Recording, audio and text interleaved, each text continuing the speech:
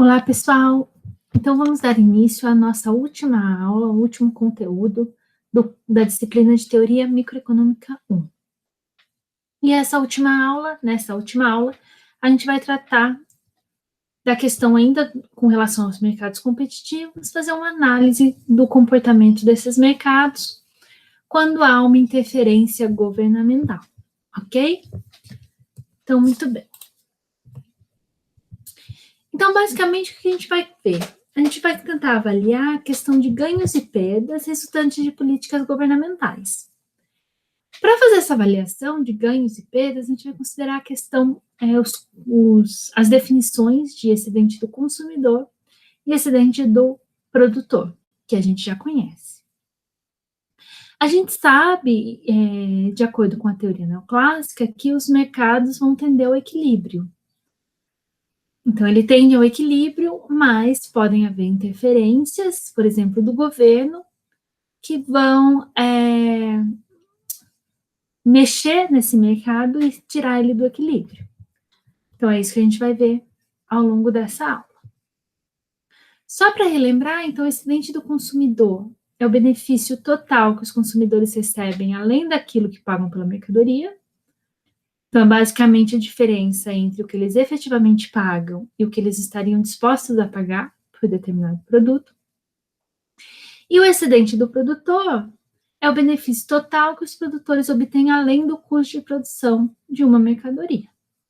Okay? Então, a diferença entre o preço que eles recebem e a curva de oferta. Então, aqui a gente tem o gráfico, a curva de demanda, a curva de oferta. Aqui um equilíbrio, né, que é 0 e preço igual a 5. Entre no eixo do eixo X, o eixo das abscissas, entre 0 e Q0, os consumidores estão dispostos a pagar, por exemplo, no ponto A, ele estaria disposto a pagar 10, mas ele paga 5, que é o ponto de equilíbrio. Aqui no ponto B, ele estaria disposto a pagar 7, mas ele paga 5, que é o preço de equilíbrio. Então, esse triângulo aqui, se a gente pegar isso para todos os pontos, a gente tem o nosso excedente do consumidor.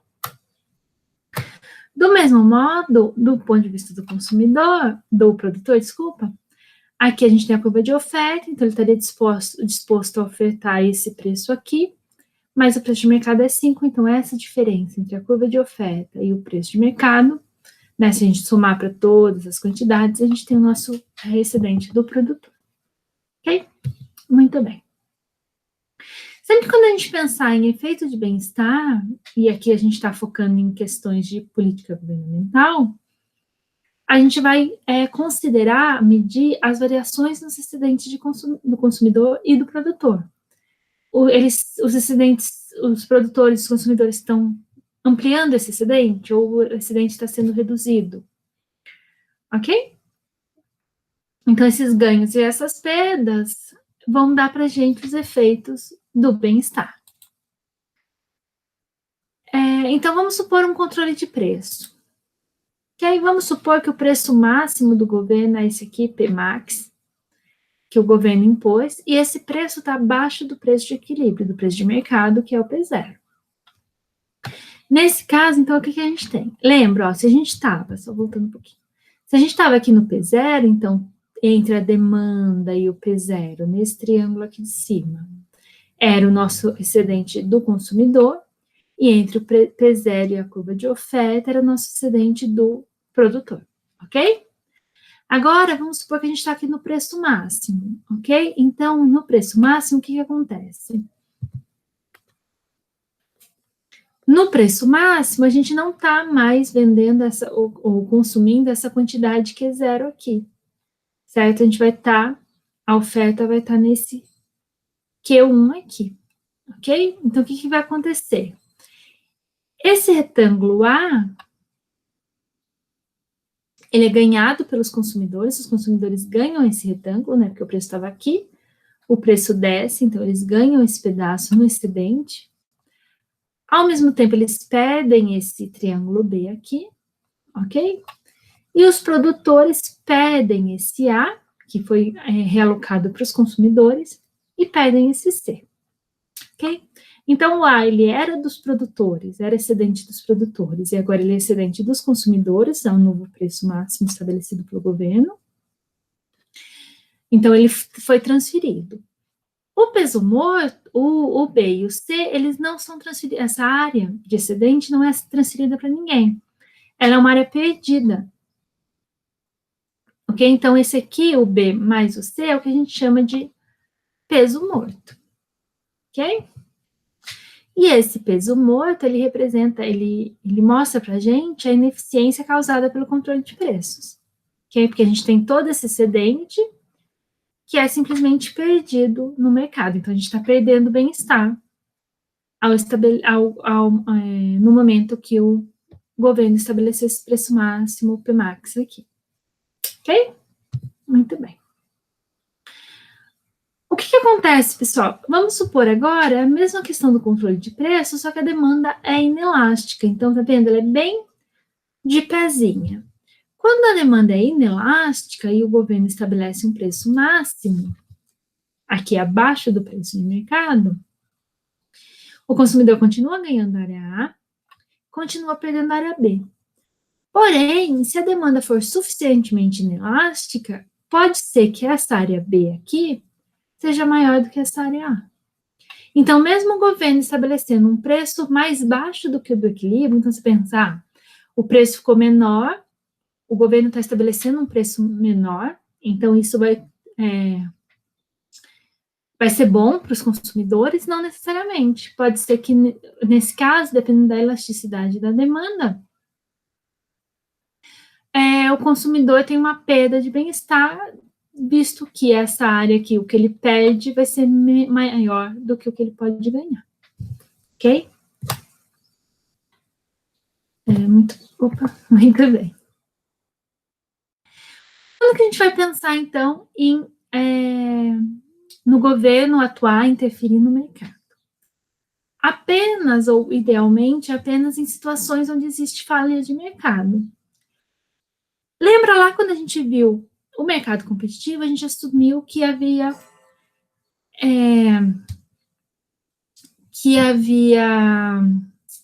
informação completa, ok? Então todo mundo sabia o que estava acontecendo.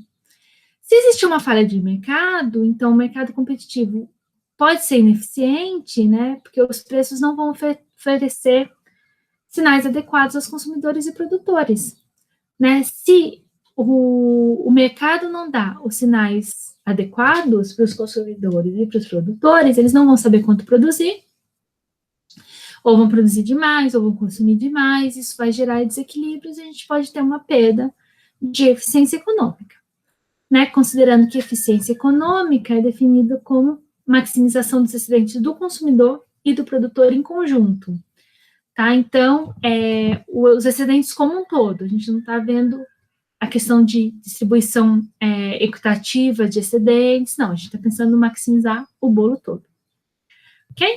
Então, vamos lá. Então, sob que condições a gente pode ter essa alocação de recursos ineficientes devido a essa falha de mercado? Quando existirem externalidades, que são custos ou benefícios que não refletem no preço de mercado.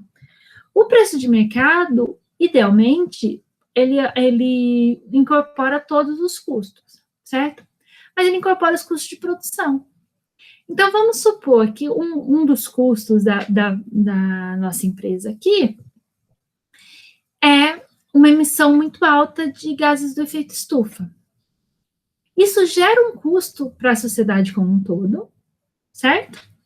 Mas não é um custo direto da empresa. Então, a menos que a empresa tenha uma taxação ou tenha que pagar alguma coisa por essa poluição, isso não vai ser incorporado nos custos dela. E isso pode gerar uma alocação de recursos ineficientes. A gente vê muito isso na economia ecológica, economia do meio ambiente. Quem tiver interesse na questão poluição, poluição é um exemplo bem clássico de externalidade. Outra questão que pode gerar falha de mercado é a falta de informação. Então, a gente supôs, lembra, informação perfeita lá na aula passada sobre mercado competitivo. Mas, se a informação não for perfeita, se se alguém souber, tiver mais informação que outra pessoa, se as informações se desencontrarem, essa informação pode impedir que consumidores e produtores tomem decisões que maximizem o lucro, a utilidade. Então, a gente pode ter falhas nesse sentido. Ok? E sempre que houver falhas de mercado, pode ser uma intervenção governamental, pode aumentar a eficiência. Então, quando existe falha de mercado, a gente pode pensar se é válido ou não intervir nesse mercado. Sempre, quando não houver falha de mercado, a gente vai assumir que uma intervenção governamental gera uma ineficiência, ou um peso morto, que é aqueles 2 triangulinhos que a gente viu. Tá? Porque sempre que a gente sair do equilíbrio, né, que a gente vai gerar algum pedacinho que não vai para ninguém, que vai ser perdido, então é uma ineficiência, que a gente não... Então, toda ineficiência vai gerar uma perda de bem-estar. Ok? Vamos pensar agora, perda de bem-estar se a gente tem um preço fixado abaixo do preço de equilíbrio. Então, é aquele exemplo que a gente já viu, certo? Então, quando a gente fixa o preço máximo aqui embaixo do P0, a gente tem o quê? A gente tem o A sendo simplesmente transferido do produtor para o consumidor, mas o B e o C são perdidos, eles são um peso morto. Então, esse B e C são uma perda de bem-estar. Ok? O que acontece às vezes também são políticas, isso a gente acaba vendo bastante, que visam manter os preços acima do nível de equilíbrio de mercado. Por exemplo, um preço mínimo para determinado produto, então um produto que que os produtores, por exemplo, são muito frágeis, assim, que os produtores sofrem muito e é um produto que é fundamental para a produção. Por exemplo, arroz, aqui no Brasil. Então, se os produtores de arroz receberem um valor muito ínfimo, que não cobre os custos, eles podem sair do mercado, a gente vai ter um problema muito grande de onde esses agricultores vão se alocar, como que eles vão viver, enfim. E, além disso, se eles saem da produção de arroz, porque o preço não compensa o custo, a gente não tem a produção de um item que é essencial para alimentação do brasileiro. Ok? Então, a gente pode gerar um problema muito maior em termos de nutrição geral do povo brasileiro.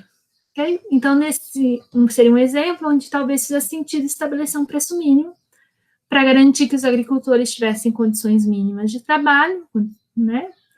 E garantir a oferta de um produto essencial. Outro exemplo de política de preço mínimo seria um salário mínimo. Então, quando estabelecer um salário mínimo para garantir que o trabalhador vai conseguir pelo menos aquilo que é fundamental para a subsistência dele. Ok? Então, vamos ver aqui no gráfico. Se a gente tem um preço mínimo acima do preço de equilíbrio, né, o que faz sentido, porque se é igual ao preço de equilíbrio, não faz sentido pôr. Se é abaixo, porque eu vou pôr um preço mínimo pior do que o que já existe no mercado, não faz sentido, certo? Então, a gente vai fixar um preço mínimo maior do que o preço de equilíbrio. Só que nesse caso, observem aqui, pessoal, a gente tem o Q3, okay? Q3 aqui, que é a quantidade demandada ao preço mínimo. Só que ao preço mínimo, que está mais alto, os produtores gostariam de ofertar esse Q2 aqui. Ok? Primeiro exemplo, vamos considerar que apenas Q3 é consumido, então os produtores também vão ofertar apenas Q3. Então, a gente vai estar nesse ponto, vai ser o nosso novo ponto, onde a gente vai ter oferta e demanda de Q3 ao preço PMI. Então, o que acontece? O preço se elevou, certo? Então, esse A, que era excedente do consumidor, passa a ser excedente do produtor, E o B e o C são perdidos, a gente tem eles como peso morto. Ok? Mas o que ia acontecer se os produtores falam, ah, não, o preço mínimo está alto aqui, eu vou ofertar o Q2, vou ofertar tudo que eu tenho direito a esse preço. Então, eu vou considerar a minha curva de oferta para ofertar.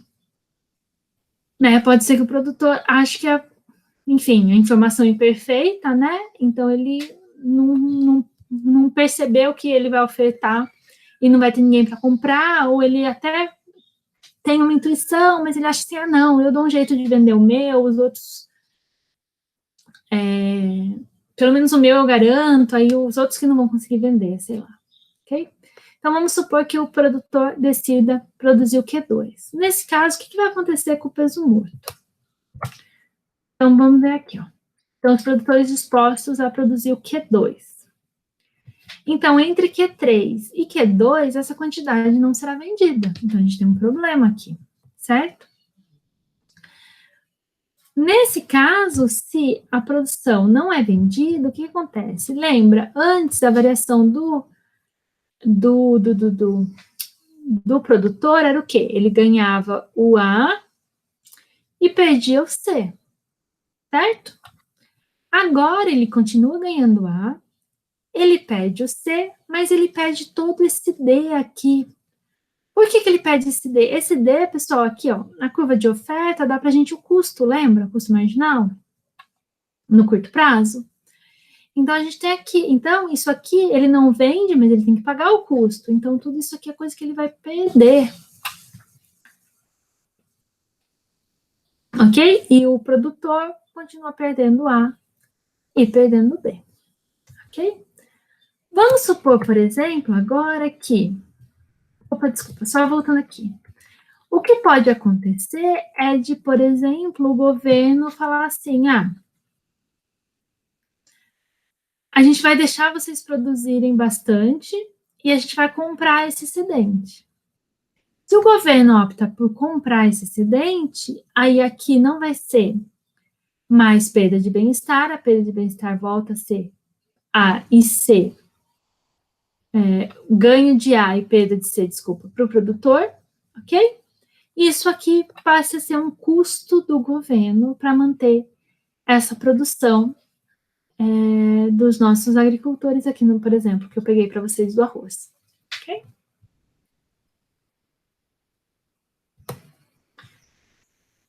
Agora vamos pensar o salário mínimo. Se a gente tem um salário mínimo acima do salário de equilíbrio, da mesma maneira a gente vai ter essa tanto de gente querendo contratar e essa gente, pessoal aqui querendo trabalhar, procurando emprego. Então a gente vai ter uma diferença entre o que está sendo demandado de emprego e o que está sendo ofertado, ou seja, um salário mínimo iria resultar em desemprego, que nesse gráfico. E, do mesmo modo, a gente ainda mantém aquele peso morto igualzinho do outro preço mínimo. Então, a ideia do peso morto é o mesmo. Ok?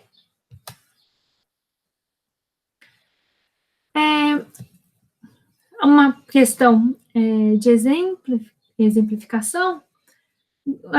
Os Estados Unidos têm uma política agrícola com um sistema de preços mínimos. Agora reduziu um pouco de pressão da OMC, mas então esse preço mínimo é acima do preço de equilíbrio e o governo compra esse excedente. Né, então, aqui no Brasil a gente também tem políticas de preço mínimo, onde o governo compra o excedente e depois lança esse excedente no mercado quando o preço começa a subir. A política de preço mínimo ela é frequentemente complementada por incentivos para reduzir ou restringir a produção. Por quê? Se eu estabeleço um preço mínimo muito alto e não coloco nenhuma restrição com relação à produção, o pessoal vai querer produzir cada vez mais, certo? Isso vai gerar um efeito, uma expansão que vai chegar um momento que a gente não vai ter mais como comprar esse produto e talvez até caminhar para aquela questão de ter que queimar o produto, ter que destruir o produto, porque eu não tenho o que fazer com ele. Tudo bem? Que a gente já observou. Então, vamos ver aqui o suporte de preços. Okay? Então, vamos supor que o governo compra essa quantidade QG aqui. Ok? Então, a gente tem aqui o preço mínimo, vai ser o PS, que está acima do nosso preço de equilíbrio. Ok?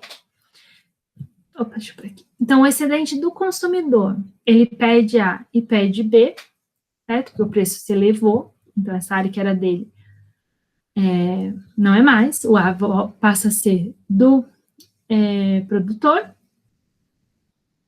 o B também, e o C também faz parte do excedente do produtor, porque o governo está comprando essa área excedente. O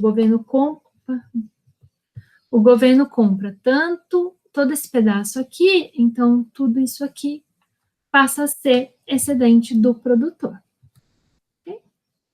O custo do governo, nesse caso, vai ser todo esse retângulo, que vai ser o preço S, que é a altura aqui, vezes o Q2 menos o Q1, que é esse trechinho aqui.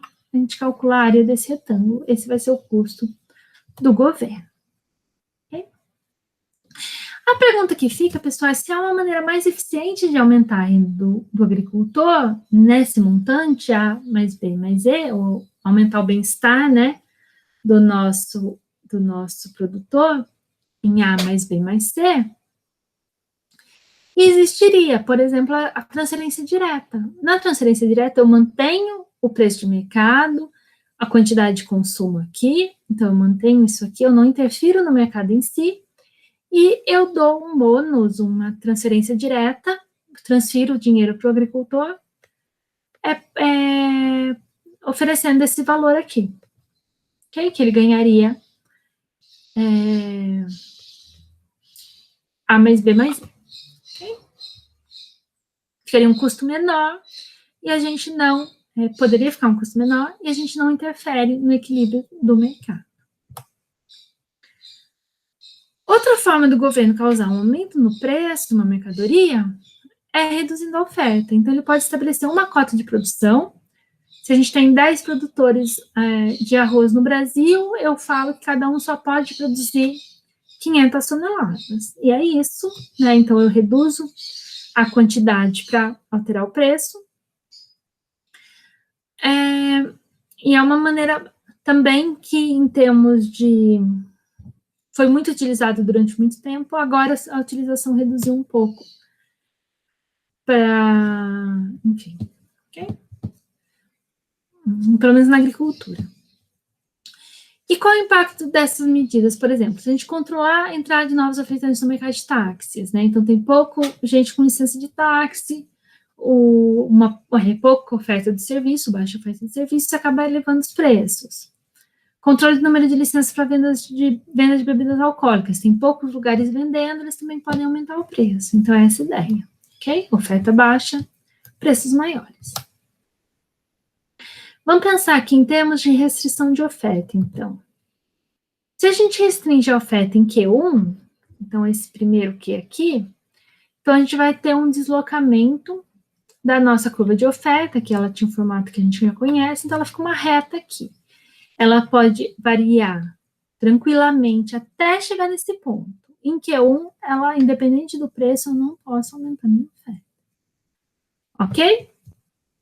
E aí, nesse caso, o que a gente vai ter? Então, o excedente do consumidor, o consumidor estava com o preço aqui, certo? O preço subiu para cá. Então, o consumidor perde o A e perde o B. E o produtor estava aqui, certo? O produtor ganha o A e perde o C. Então, o nosso peso morto aqui vai ser o B mais o C. Tudo bem? Muito bem. Agora, vamos supor que então, aqui eu estou pensando em cota. Ok? Eu estipulo que vai poder produzir no máximo isso, vender no máximo isso, por isso que fica essa reta. Vamos pensar agora que esse preço é mantido artificialmente com incentivos financeiros. Ok? Então, esse PS aqui, para eu garantir que os meus agricultores vão ofertar pouco, eu dou um incentivo financeiro para eles.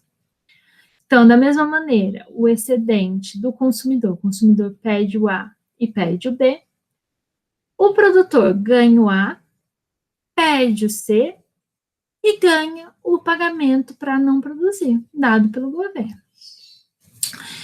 Para ser interessante para ele não produzir, esse pagamento tem que ser igual a todo esse pedaço aqui, B, C e E, que seria quanto ele ganharia, né, o produtor ganharia se ele conseguisse produzir aqui no ponto da curva mesmo, no novo preço de oferta. Okay?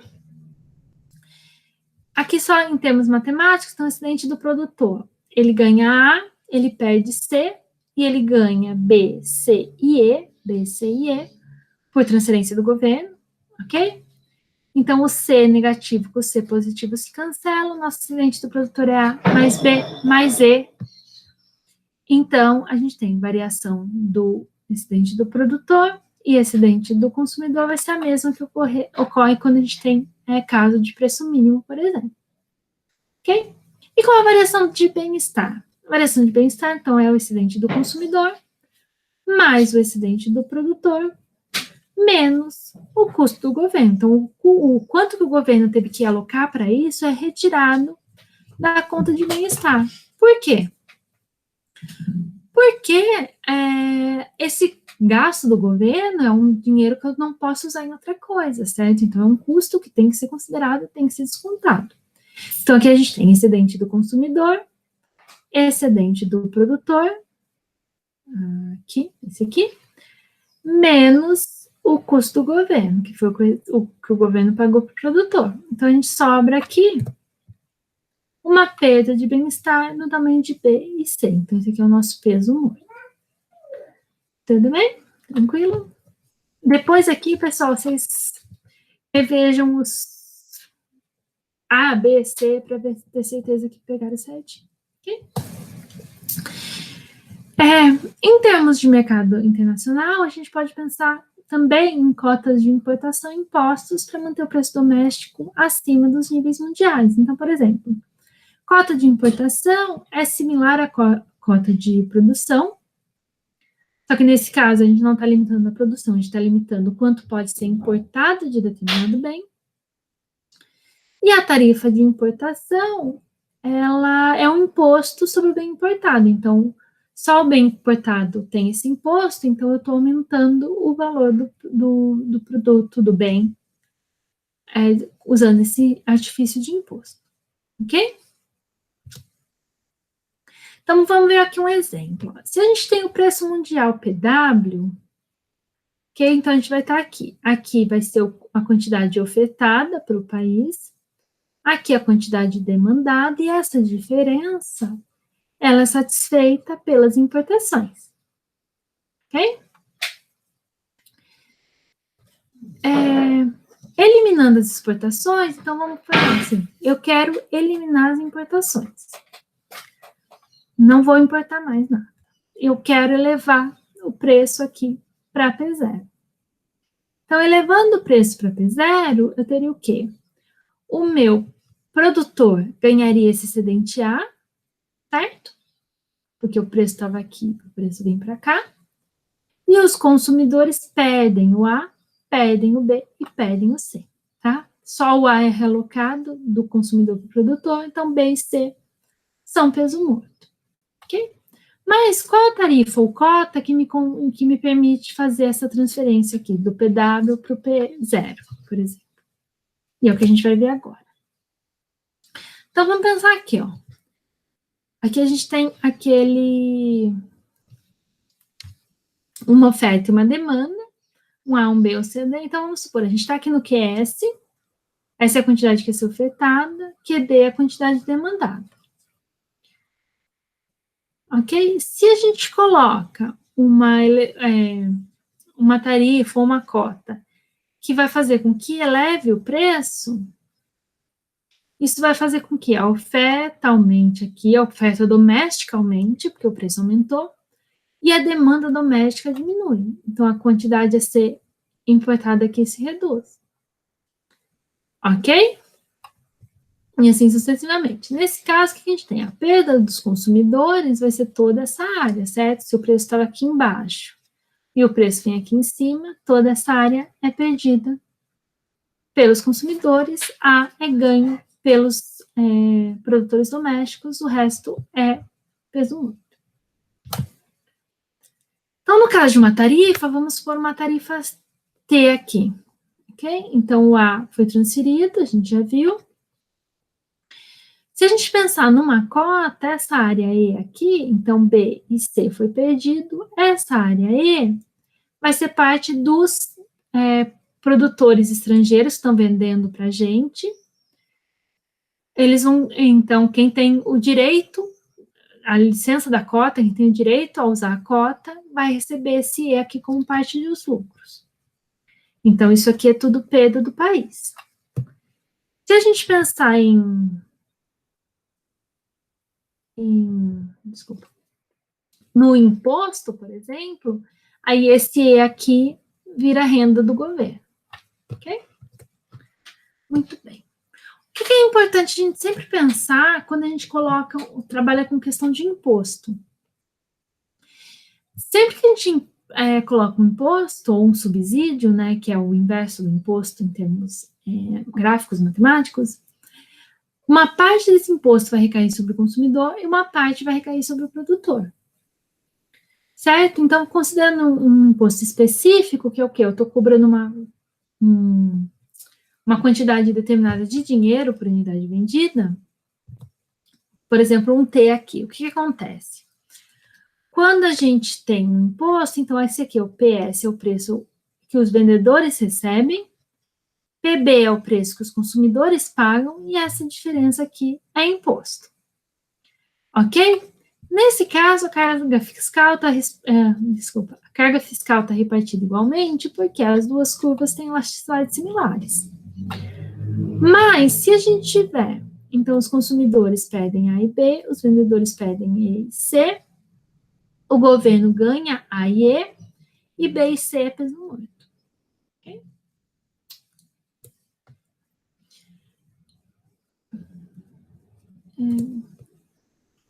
Então, lá a gente falou, né? Estava dividido igualmente porque as curvas eram diferentes. Se a gente tiver elasticidades muito distintas, então aqui a gente tem uma demanda inelástica e uma oferta inelástica. Quando a demanda é inelástica, a carga fiscal recai principalmente sobre o comprador. Okay? Então, o comprador vai arcar com a maior parte desse imposto. Igual a gente vê aqui, ó, grande parte é paga do T, é paga pelo comprador, e só esse pedacinho, essa diferencinha aqui, é paga pelo produtor. Se a gente considerar que a oferta é inelástica, então vai ficar o inverso, né? Tudo isso aqui é pago pelo produtor e esse tequinho aqui é pago pelo consumidor. Ok? Então, a elasticidade da oferta e da demanda vão interferir sobre quem a tarifa de imposto incide. Ok? E pensando em termos do impacto do imposto ou subsídio, em termos das transferências, a gente pode considerar elasticidade de oferta em relação à elasticidade de oferta menos a de demanda, vai dizer para a gente a fração de imposto transferida para os consumidores. Quando a demanda for totalmente inelástica, então for igual a zero, a transferência é igual a 1, todo o imposto recai sobre o consumidor. Ok? E o subsídio, ele pode ser analisado da mesma forma que o imposto, só que ele seria um imposto com sinal negativo. Ok? Então, nesse caso, o preço recebido pelo vendedor vai exceder o preço pago pelo comprador. Então, a gente tem aqui. Esse é o preço do comprador. Então, eu paguei esse preço, só que o produtor ganhou esse preço aqui, porque o governo pagou um S de subsídio para eles. E aí, o benefício desse subsídio vai depender da relação elasticidade de demanda sobre elasticidade de oferta. Se a magnitude for pequena, então o benefício recai principalmente sobre o consumidor. Se for grande, aí ela vai recair, o benefício recai sobre o produtor, principalmente. Ok? Então, muito bem, pessoal, é isso. Esse é o último capítulo, que já está lá no site, já está lá no Classroom, está na aula anterior, tá? Tem o capítulo 8 e o 9 estão juntos. E é isso, pessoal. A gente encerra o conteúdo da nossa aula do nosso curso, da nossa disciplina de teoria microeconômica. Espero que tenha sido produtivo esse semestre remoto, emergencial, né? E aí, não esqueçam de fazer as atividades que estão lá no Classroom. Ok? Até mais.